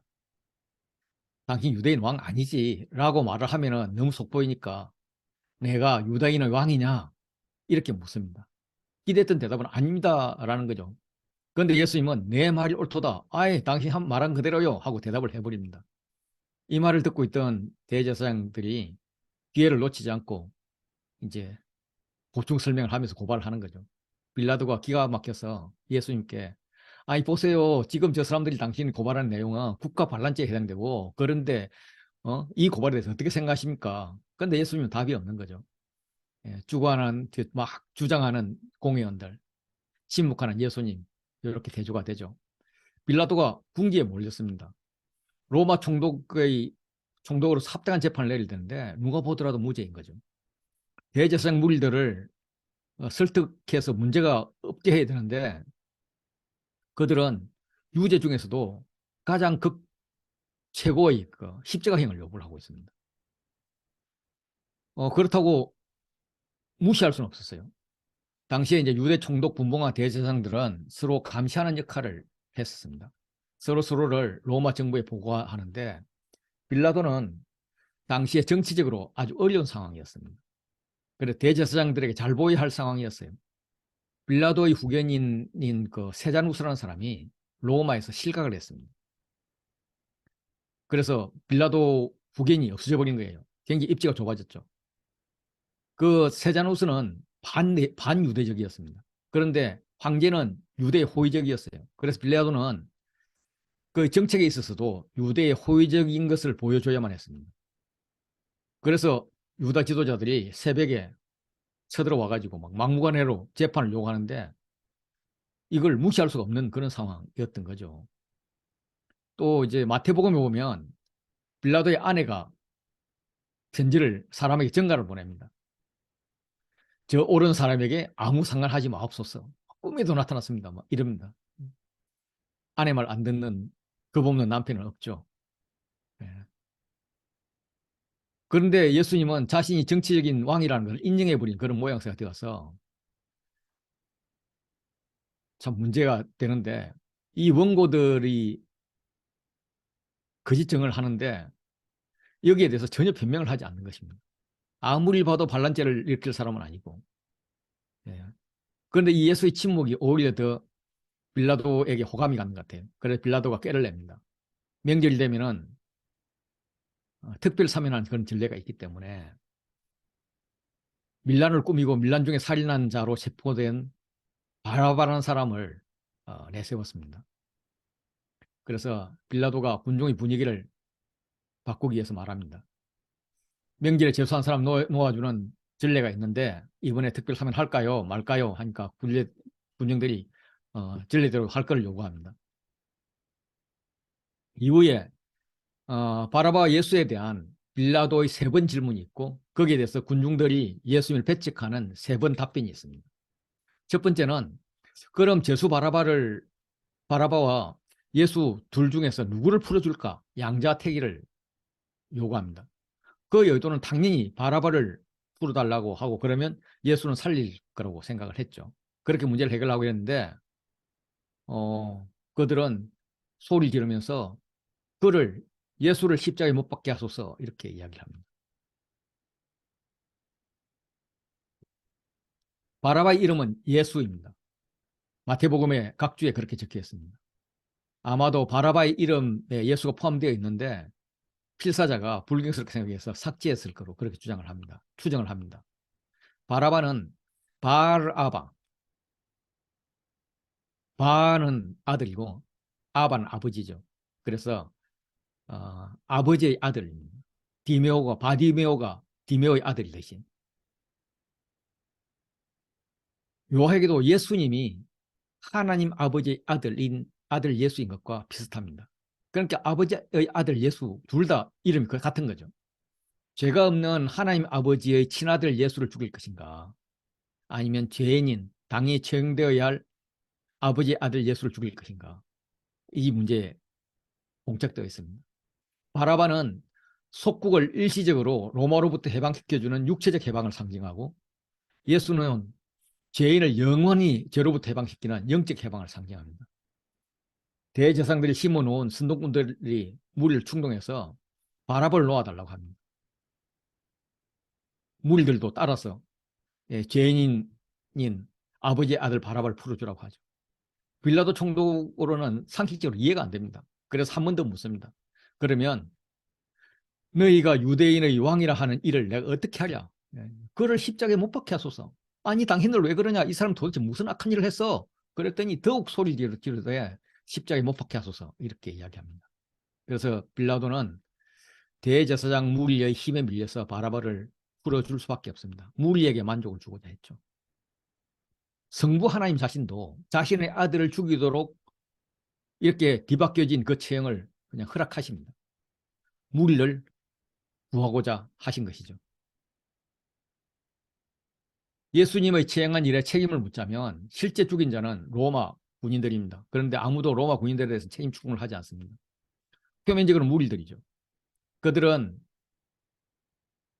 어리석게도 대제사장의 충동에 넘어갔고 자신들이 구원해야 될 메시아로 기대했는데 그래 멋있는 그런 다윗과 같은 왕으로 나타나야 되는데 로마 총독에게 잡혀서 힘없이 재치기를 당하는 그런 초라한 예수를 왕으로 인정하고 싶지 않았던 것입니다. 이면적으로는 대제사장의 시기심 때문이었죠. 그러나 법적으로는 로마 총독입니다. 그는 정치적 위협에 굴복을 했고 로마 총독으로서 자기 직무를 유기한 것입니다. 그래서 오늘날도 우리는 사도신경을 통해서 그의 이름을 기억하고 있습니다. 예수를 죽인 자가 빌라도임을 분명히 하고 있죠. 구인들이 예수를 끌고 총독 관저 안뜰로 들어가서 군대를 모으고 예수님을 조롱하기 시작합니다. 예수님의 제목은 로마 정치 즉 반란자인 유대인의 왕인데 그들의 눈에도 이 사람이 무슨 정치적 왕이냐 하는 식의 놀림을 합니다. 가시관을 엮어 씌우고 갈대로 머리를 치며 침을 뱉습니다. 그런데 이런 것들이 다 구약의 성취인 거죠.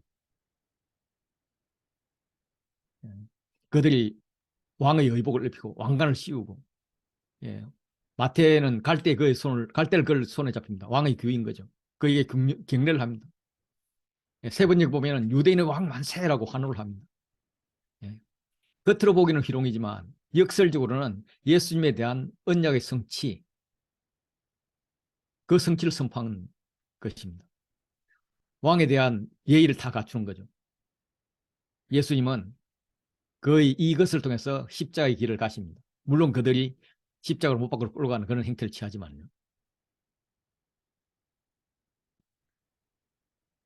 로마 군인들에게는 피지배국에서 즉시 모병을 하거나 일을 시킬 수 있는 특권이 있었습니다.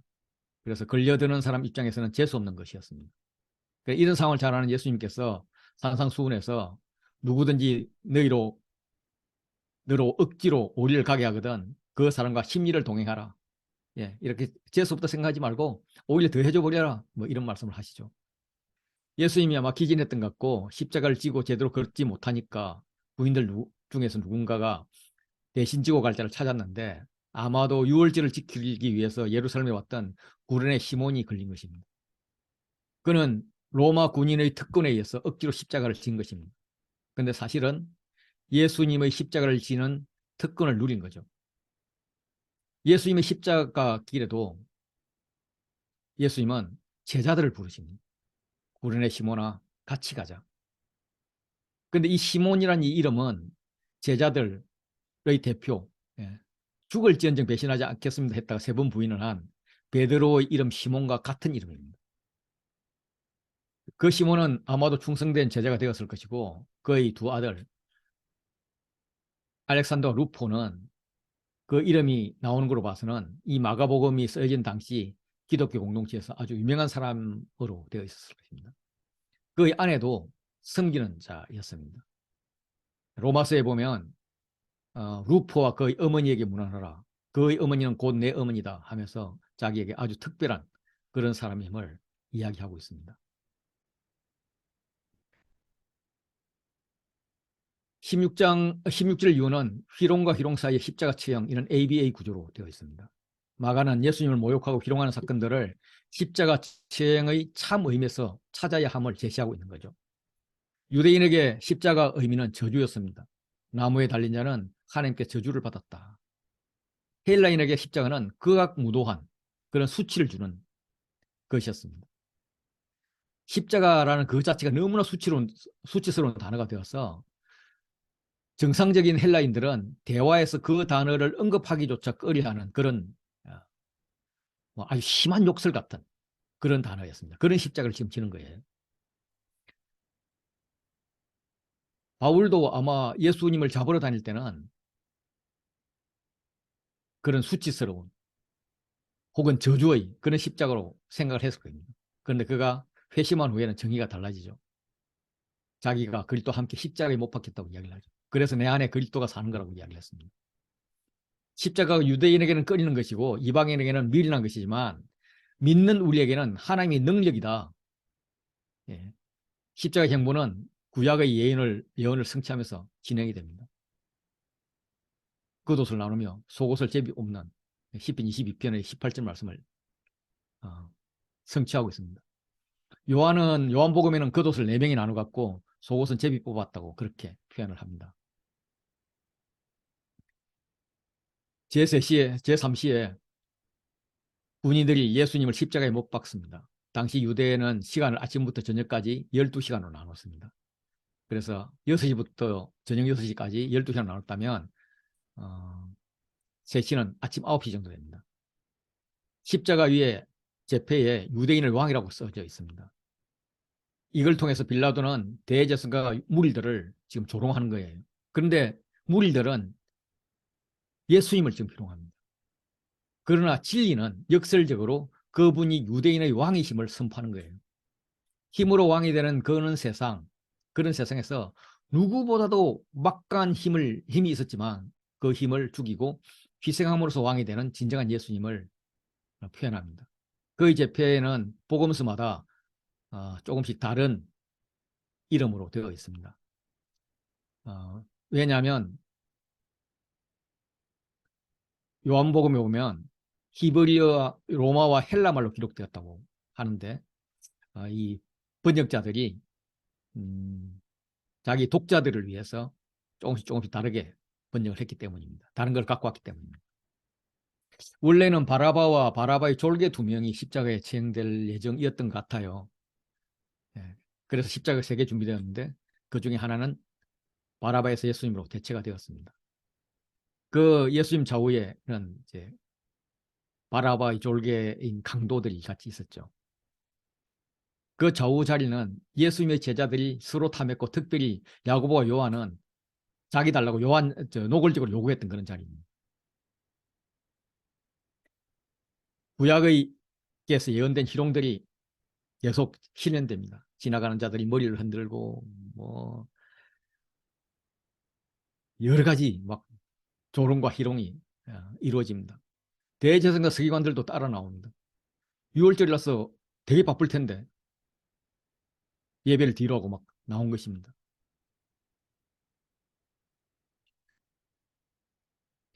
예수님은 그렇게 조롱을 당하면서도 욕을 먹으면서도 침묵합니다.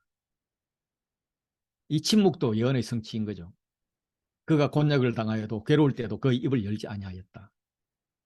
그런데 그게 뭐냐면 그가 많은 사람의 죄를 담당하며 범죄자를 위하여 기도하였느니라. 네, 그의 침묵은 기도였습니다. 예수님이 십자가에 못 박힌 3시 이후에 6시부터 그 정오부터 3시간 동안 어둠이 있었습니다. 이 대낮 3시간의 어두움은 엄청난 슬픔과 애통의 상징이고 하나님께서 시행한 심판의 상징입니다. 일식이라고 그렇게 주장한 사람들도 있습니다. 학자라기보다도. 일식은 태양, 달, 지구 이렇게 배열되어 있었는데 이렇게 될 때는 보름달이 안 나옵니다. 그 6월절에는 보름이 포함되어 있습니다. 그래서 이것은 태양, 지구, 그 뒤에 달이 있다는 거예요. 그래서 일식이 될 수가 없습니다. 그래서 이거는 종말입니다. 하나님께서 특별히 하신 거예요. 제9시에 오후 3시에 엘리 엘리 라마 사박다니 하고 돌아가십니다. 이걸 번역하면은 나의 하나님 어찌하여 나를 버리셨나이까 이런 뜻이 됩니다. 이것은 시편 22편 1절에 내 하나님이여 어찌 나를 버리셨나이까 그대로 나옵니다.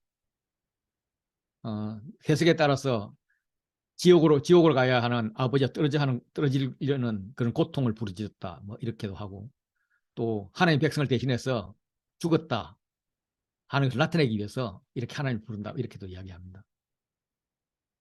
저는 학자들이 생각하는 것 중에서 시편 22편을 외우고 있었다 이것을 받아들이고 있습니다. 시편 22편은 예수님이 어떻게 고난을 받을 건지 고난이 예언되고 있고 그 고통을 호소하면서 구원해달라는 간구가 들어있습니다.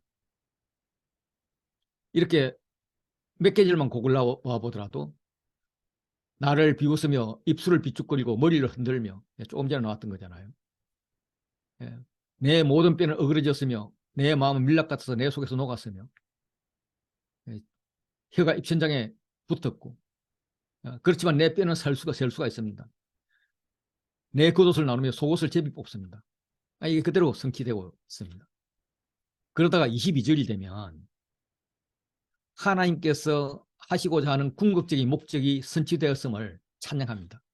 내가 주의 이름을 형제에게 선포하고 회중 가운데 주를 찬송하리라. 여호와를 두려워하는 너희여 찬송할지어다.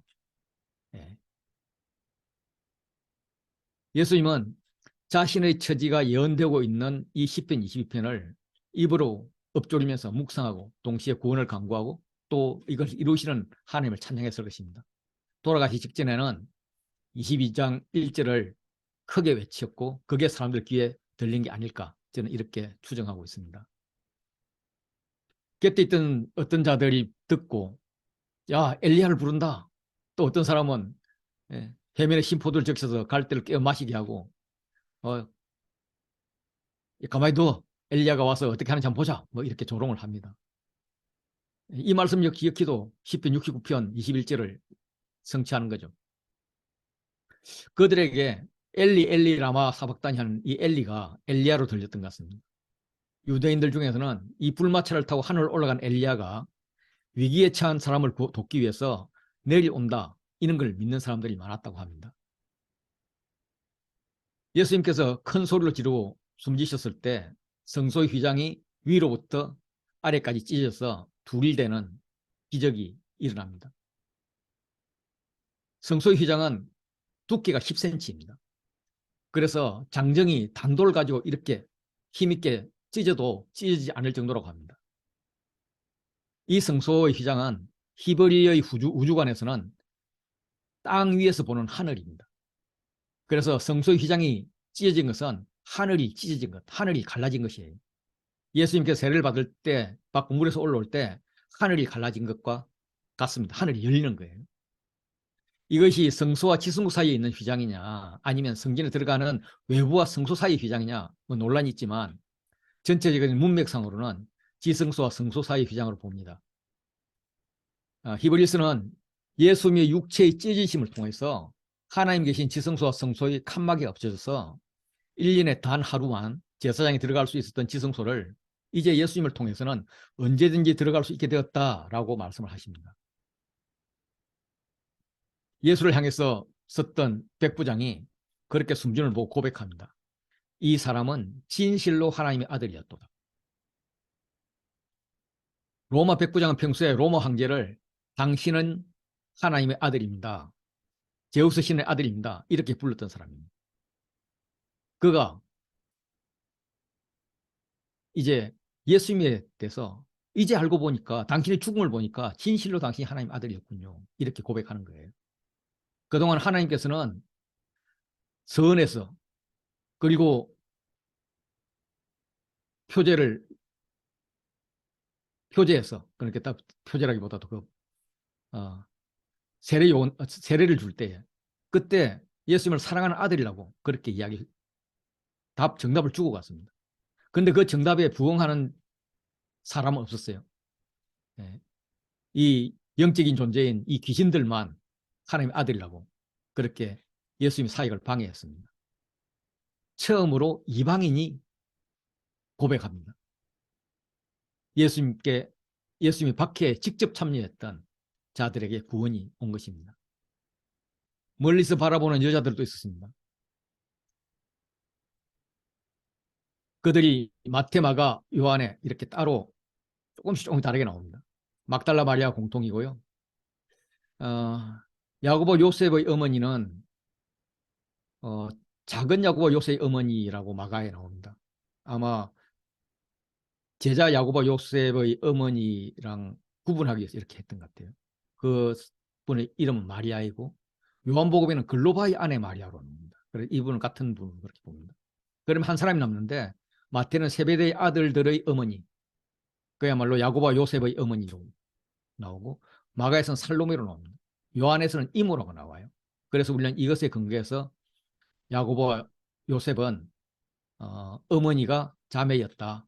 그래서 사촌이었다. 이렇게 보는 거죠. 당연히 나와야 될 남자 제자들 이름이 보이지 않습니다. 여인들에게 정인으로 아무런 법적 권한도 주어지지 않던 상황에서 예수님의 죽음에 대해서 결정적인 정인으로 여자들을 등장시키고 있을 뿐입니다. 이거는 제자도에 있어서 혁명적인 면을 보여주는 겁니다. 그래서 진정한 제자의 권한은 사회적 법적 자격에 의해서 보증되는 것이 아니라 예수님에 대한 변함없는 충성의 제자의 기준이다.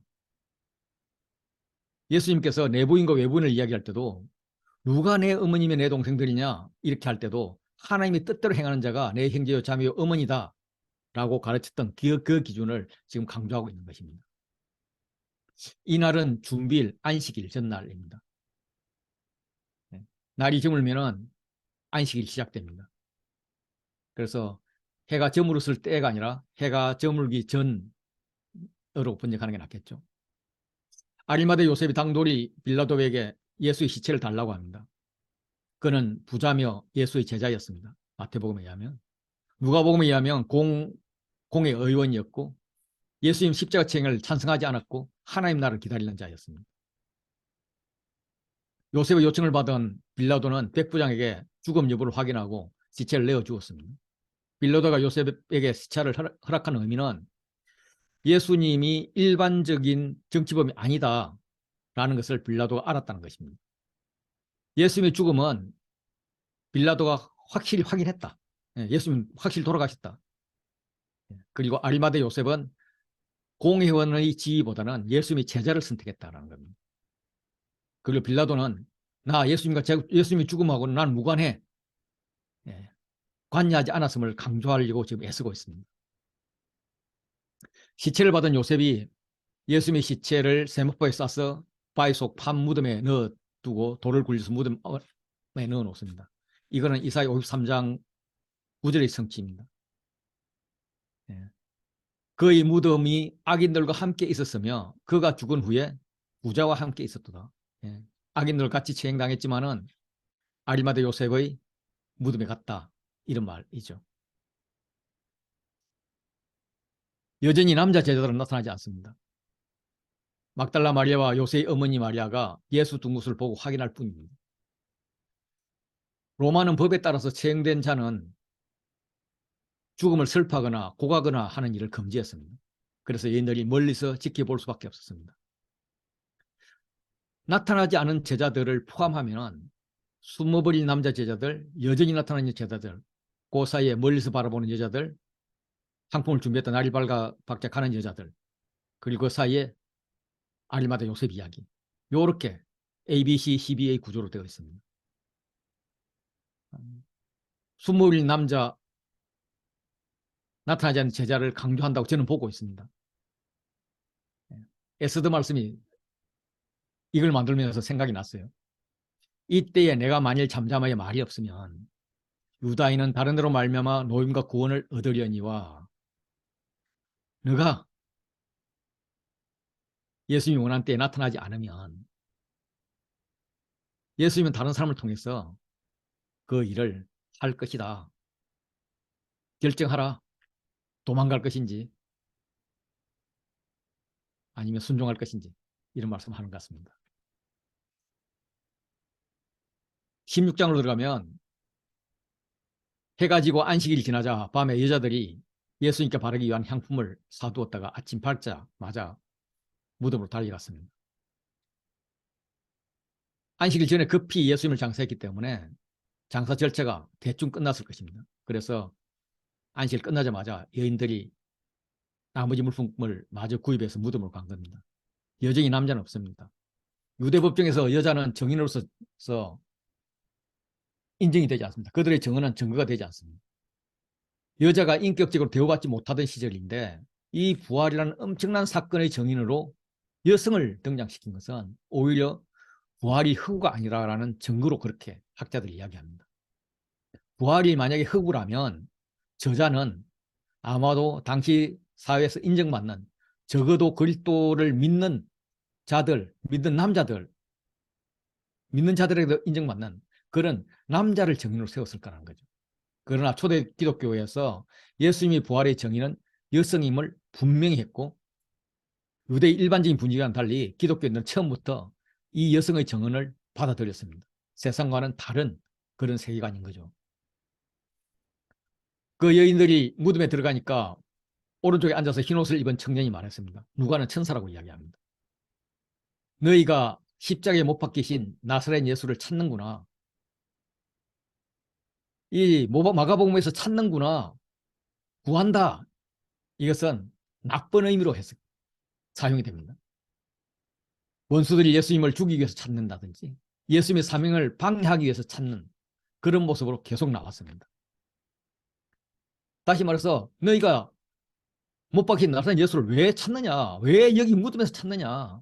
이렇게 뭐라 하는 겁니다. 그가 살아나셨고 여기 계시지 아니하니라. 예? 하나님이 하신 일이라는 이야기인 거죠.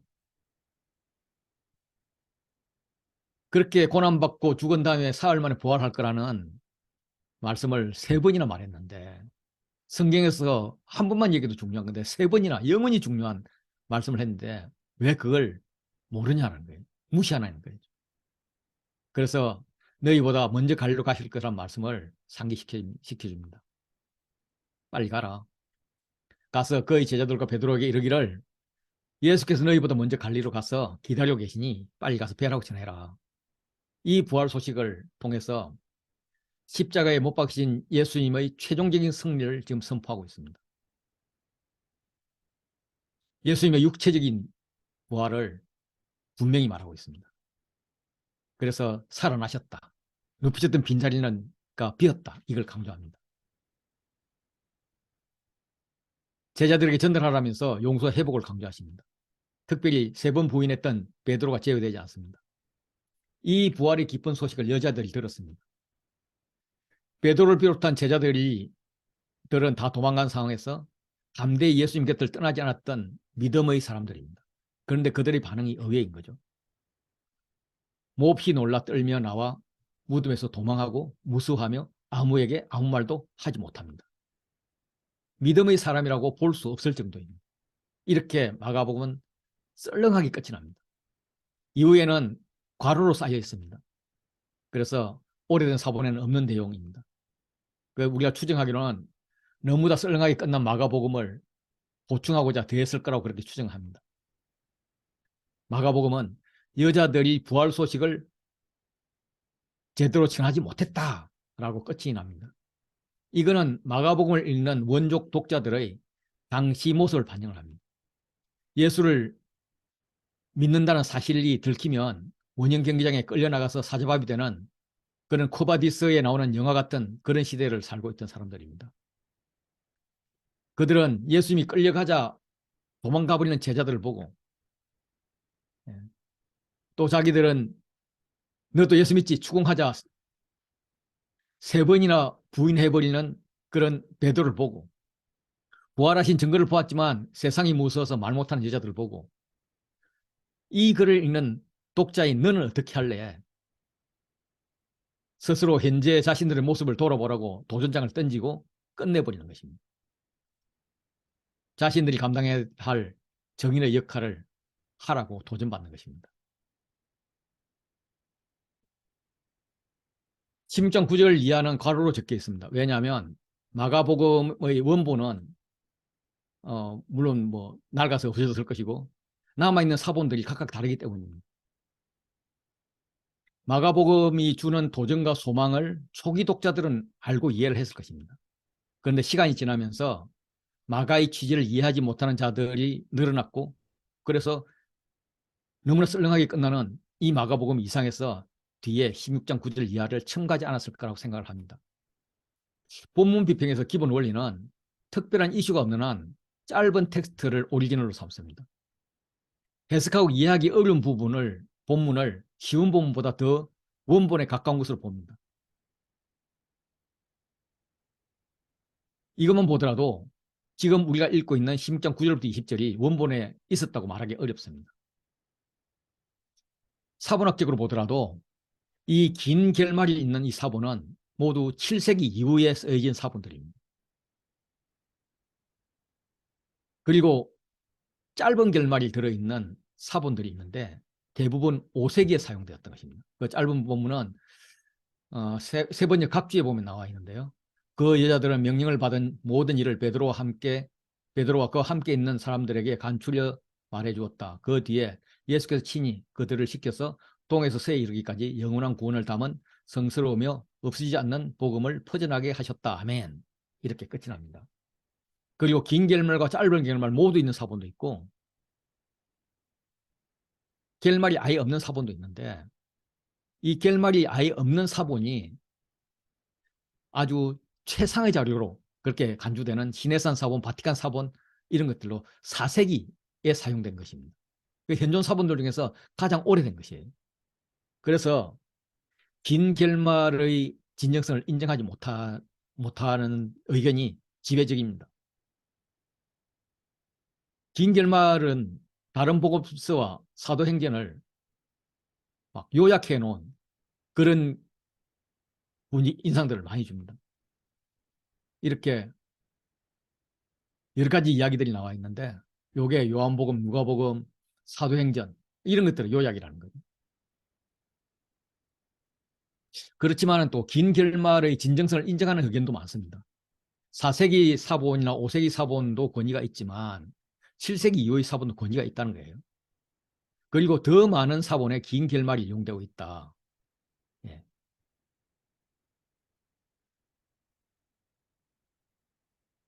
그래서 진정성 논의는 계속되고 있지만 살아있는 하나님의 말씀으로서 사람들을 변화시키는 역할을 이 긴 결말이 그동안 해왔다는 것은 아무도 부인을 할 수가 없습니다. 그래서 이 괄호 안에 들어있는 이 부분은 우리가 마가복음의 후기로 진정성을 가지고 이렇게 읽고 있습니다. 마가복음의 전체적인 문맥을 이야기할 때는 그걸 빼고 이야기하고 그 문맥을 벗어나서 이제 마지막 부활 이유를 정리할 때는 진정성이 있는 것으로 그렇게 우리가 받아들입니다. 예수님은 안식 후에 첫날 이른 아침에 살아나셔서 여러 사람에게 보이셨습니다. 그래서 전에 7귀신을 쫓아내서 내주신 막달라 마리아에게 먼저 보였죠. 마리아가 예수와 함께하던 사람들에게 가서 알렸지만 그들은 예수님의 죽음을 슬퍼하고 울고 있을 뿐 예수님이 살아났다는 것을 어, 믿지 않았습니다. 그 후에 두 사람이 시골로 갈 때 아마 엠마오로 가는 제달 같습니다. 여기에도 또 다른 모양으로 나타났습니다. 부활하신 예수님에 대한 소식에 제자들의 반응의 공통점은 믿지 않는다는 것입니다. 그 후에 열한 제자가 음식을 먹을 때 예수님께서 그들을 나타나서 꾸짖습니다. 그들의 믿음 없는 것과 마음이 완악한 것을 꾸짖습니다. 왜 그렇게 꾸짖느냐 하면 자기가 살아난 것을 본 자들의 말을 믿지 아니함. 다시 말해 부활을 믿지 않는 그것이 믿음 없는 것이고 마음이 완악한 것이라고 이야기를 하는 겁니다. 예수님은 그동안에 1장에서 베드로, 안드레, 야고보, 요한을 불렀습니다. 제자로 불렀습니다. 2장에서 레위를 부릅니다. 3장에서 12제자를 세우고 6장에서 둘씩 파송을 하면서 제자 훈련을 합니다. 그리고 16장의 마지막으로도 너희는 온 천하에 다니며 만민에게 복음을 전파하라 라고 합니다. 박해받는 원독자가 가장 먼저 해야 할 일이 뭐냐? 제자를 세우는 거다. 전파하는 거다. 이런 겁니다.